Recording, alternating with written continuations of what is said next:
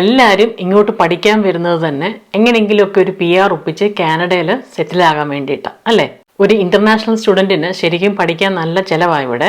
കുറച്ച് നെഗറ്റിവിറ്റി ആണെങ്കിലും റിയാലിറ്റി എന്നും റിയാലിറ്റി ആണല്ലോ.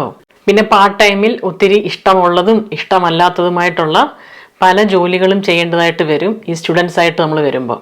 പിന്നെ പാർട്ട് ടൈം ജോലി കിട്ടാൻ അത്ര ഈസിയുമല്ല, അതും ഒരു വലിയ സ്ട്രഗിൾ തന്നെയാണ്. അപ്പോൾ നമ്മൾ പരിചയപ്പെട്ട 4 പേരും കഴിഞ്ഞ 5 വർഷമായിട്ട് ഇവിടെ തന്നെ ഉണ്ട്. പക്ഷെങ്കിൽ അറ്റ് ദി എൻഡ് അവർക്ക് PR കിട്ടിയിട്ടില്ല. അപ്പം പലരും എടുക്കുന്ന കോഴ്സ് ഇന്ത്യയിൽ വലിയ സ്കോപ്പ് ഉള്ളതായിരിക്കത്തില്ല.